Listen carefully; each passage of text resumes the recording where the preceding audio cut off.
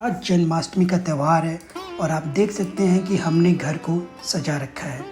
हमने आज पेंटिंग करी है, जिसे गोकुल गांव बनाया है जो कि कृष्ण जी का गांव है। तो हमने कोशिश करी है कि गांव का दृश्य बनाएं और हमने पेंटिंग करके वहां पे जो नेचुरल चीज़ें हैं जैसे पत्थर, घास, फ्लावर, इन सब से उसको डेकोरेट किया है ताकि और रियल फील आ सके। तो आप देख सकते हो कि कितना खूबसूरत और मनोहर लग रहा है ये विलेज। पेड़ पौधों के लिए हमने कुछ पौधों की टहनियाँ भी काटी हैं, घास भी लगाए हैं। तो इस तरीके से हमने ये प्राकृतिक और गांव का दृश्य तैयार किया हुआ है। जैसे आप देख सकते हो घर है, यहाँ पे मुर्गी है और ये है हमारा स्टेज जहाँ पे हम अपने लड्डू गोपाल को बनाएंगे। और ये शानिका ने ग्रीटिंग कार्ड बनाया है, बर्थडे कार्ड बनाया है कृष्णा जी के लिए। तो ये तैयारियाँ हमारी हो चुकी है। 12 बजे हम पूजा विधि शुरू करेंगे।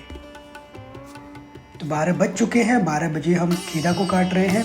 जन्माष्टमी के दिन खीरा काटना एक पारंपरिक प्रथा है जो भगवान कृष्ण के जन्म का प्रतीक है। इसे नाल छेदन कहा जाता है, जहाँ खीरे के डंठल को गर्भनाल का प्रतीक माना जाता है और इसे काटकर भगवान कृष्ण के जन्म का उत्सव मनाया जाता है। तो इस तरीके से हम लड्डू गोपाल के आने का स्वागत करते हैं।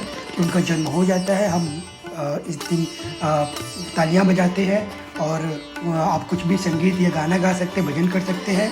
और अब हम इस तरीके से लड्डू गोपाल के आने का खुशियाँ मनाते हैं। तो ये देखिए लड्डू गोपाल का स्वागत हो चुका है। हमारे घर में लड्डू गोपाल जी जन्म ले चुके हैं। अब लड्डू गोपाल को हम उनको नहला धुला के रेडी करेंगे, उनके आसन पे बैठाएंगे और उनको पूजा करेंगे।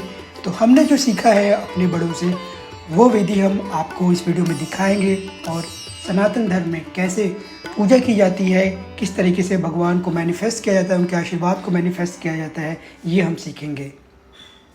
तो अब हम अपने लड्डू गोपाल को एक बर्तन में रख के उस बर्तन को गुलाब के पंखुड़ियों से सजा लेंगे और उनको सबसे पहले पानी से नहलाते हैं। जी हाँ, तो इनको पंचामृत से नहलाना होता है। अच्छे से आप लड्डू गोपाल को नहला लीजिए, जिसमें हम शुगर का इस्तेमाल करते हैं, चीनी और शहद का इस्तेमाल करते हैं जी, घी का इस्तेमाल करते हैं। तो ये जो 4-5 अमृत है, दही है, इनका इस्तेमाल करते हैं। इससे हम इनका जो है स्नान कराएंगे। तो आप देख सकते हो कि हम लड्डू गोपाल जी स्नान कर रहे हैं। जन्माष्टमी के दिन खीरा काटना भगवान कृष्ण के जन्म का प्रतीक जो माना जाता है, ये तो हमने बता दिया।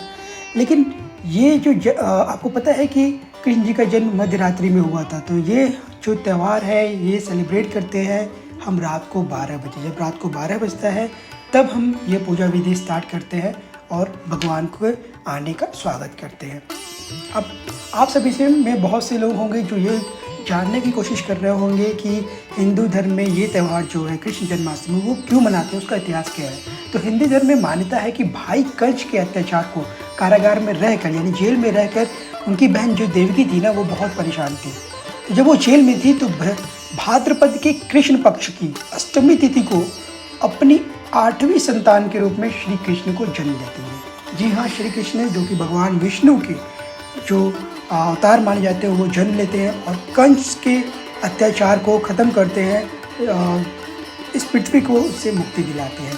तो इस दिन ही उनका जन्म हुआ था और उन्होंने अत्याचार से हमें बचाया था। जैसा कि आप सभी जानते हो कि विष्णु जी के अवतार, जब भी धर्म का अंत होता है या धर्म में कोई दिक्कत परेशानी आती है, अत्याचार बढ़ता है, बुराई बढ़ती है, तो श्री कृष्ण अवतार लेते हैं और हमें उनसे बचाते हैं, बुराइयों से बचाते हैं और धर्म को फिर से स्थापित करते हैं। तो अब हमने अपने लड्डू गोपाल को दूध, दही, चीनी सबसे नहला लिया है और अब हम उनको अच्छे से साफ़ करेंगे। अच्छे से साफ़ करने के बाद उनको हम तैयार करेंगे और उनके आसन पर बैठाएंगे।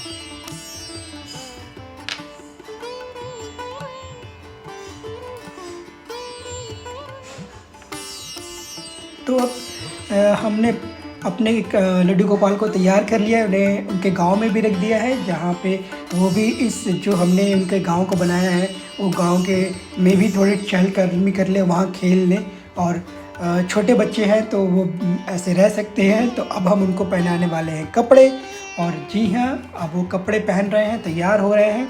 आपने अगर इत्र लेके आए तो इत्र लगा दीजिए उनको अच्छे से, उनको जो भी ज्वेलरी लेके आए, मुकुट लेके आए, उन सभी से उनको आप जितना हो सके आपका सामर्थ्य उस तरीके से हम उनको अच्छे से खूबसूरती से प्यार से उनको तैयार करेंगे।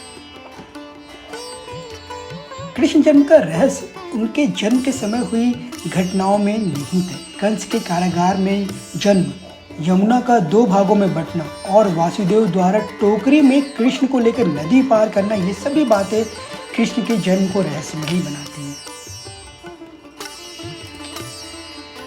आपको पता होगा कि यमुना को पार करते समय वासुदेव कृष्ण जब लेकर यमुना नदी को पार कर रहे थे तो यमुना नदी ने उनके चरणों को छूकर 2 भागों में रास्ता बना दिया था। यानी जो यमुना नदी थी ना, जब वो 2 भागों में बढ़ गई ताकि वासुदेव उनके पिताजी उनको जब टोकरी में लेके जाते उनको आसानी हो।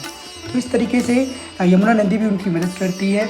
और अष्टमी तिथि और रोहिणी नक्षत्र में उनका जन्म हुआ था।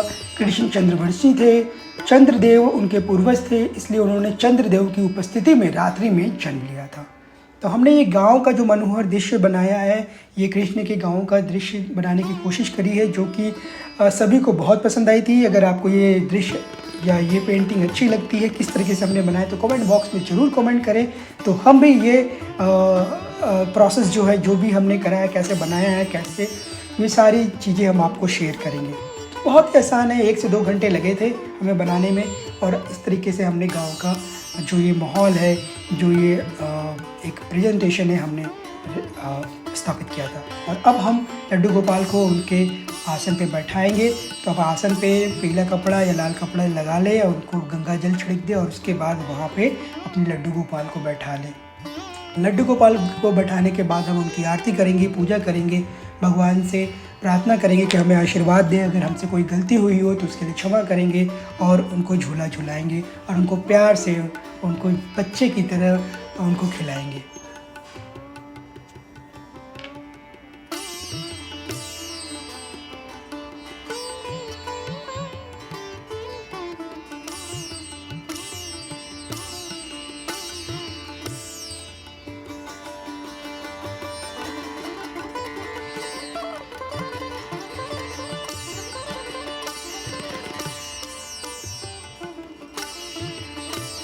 तो हमने अभी कृष्ण जी की आरती, लड्डू गोपाल जी की आरती सुनकर दी है। हमने हमारे पास भगवत गीता भी रखी, जिसे बाहर रखा है। भगवत गीता में श्री कृष्ण जी के जो ज्ञान है वो संचित है। तो अगर आप भगवत गीता पढ़ते हैं ना, तो आपको संसार के बहुत से जो भी प्रॉब्लम है ना, उसका समाधान आपको मिल जाएगा। ऐसा कहा जाता है कि संसार में ऐसा कोई दुख या प्रॉब्लम जो भी आप कह सकते हो वो नहीं है जिसका समाधान आपको भगवत गीता में ना मिले। लेकिन शास्त्रों के अनुसार यह माना जाता है कि भगवत गीता का जो सार है, जो आपको समझना है ना, वो गुरु मुख से सुनना, यानी गुरु यानी टीचर के मुख से सुनना है। वो ज़्यादा आपको फलदायी होता है, ज़्यादा समझ में आता है, अगर ना कि आप पढ़ के। लेकिन गुरु मिलना भी इतना आसान नहीं है। जो जिनको शास्त्रों का नॉलेज, वैसे गुरु आपको मिल जाए ये भी आसान नहीं है। आपको उसके लिए सात्विक होना चाहिए, आपका अमित, आपके जो आत्मा वो पवित्र होनी चाहिए, तभी आपको एक अच्छे गुरु, सच्चे गुरु मिलेंगे जो आपको भगवत गीता का ज्ञान देंगे, और इस तरीके से आपको सच्चा ज्ञान मिल सकेगा। लेकिन अगर नहीं हो पा रहा है तो कहीं ना कहीं से शुरुआत करनी चाहिए। तो आप भगवत गीता की किताब लेके आइए और उसे पढ़िए, आपको बहुत कुछ सीखने को मिलेगा। श्री कृष्ण के 5 नाम वैसे प्रसिद्ध है। अगर मैं उनके नामों के बारे में बताऊं तो कृष्णा, गोपाल, माधव, गोविंद और वासुदेव। जी हाँ, इतने नामों से कृष्ण भगवान को बुलाया जाता है। तो कृष्ण भगवान जो कि प्रिजर्वर है, जो जैसे कि आपको पता है कि ब्रह्मा जी क्रिएटर है, विष्णु जी प्रिजर्वर है, और शिव जो है वो डिस्ट्रॉयर या ट्रांसफॉर्मेशन आप कह सकते हो, लाइफ चेंज होती है वहाँ से। तो जब धर्म का विनाश होता है, परेशानी आती है, दिक्कत आती है, बुराई बढ़ती है, तब श्री कृष्ण जी विष्णु भगवान जन्म लेते हैं अपने एक नए अवतार में। और कलयुग चल रहा है, और ऐसा कहते हैं कि जब कलयुग परम सीमा पे होगा, चरम सीमा पे होगा कहते हैं जिसको, तो उस समय कल्कि बन के विष्णु भगवान फिर से आएंगे, जो उनका आखिरी अवतार होगा, और वो फिर से धर्म को स्थापित करेंगे, और फिर से सृष्टि कह सकते हो सुखमयी और एक अच्छी दुनिया बनेगी। तो इसी बात पे इसी ज्ञान पे कि भगवान का, श्री कृष्ण का हम सभी पे आशीर्वाद बना रहे। श्री कृष्ण को कोटि कोटि प्रणाम है। जय श्री कृष्ण, जय राधा रानी। अगर आपको ये वीडियो अच्छी लगी हो तो चैनल को लाइक करें, सब्सक्राइब करें, क्योंकि इस फैमिली ब्लॉग पे आपको बहुत कुछ इम्पॉर्टेंट और एंटरटेनिंग वीडियो मिलने वाली है। तो मिलते हैं अगले वीडियो में। जय हिंद, जय भारत।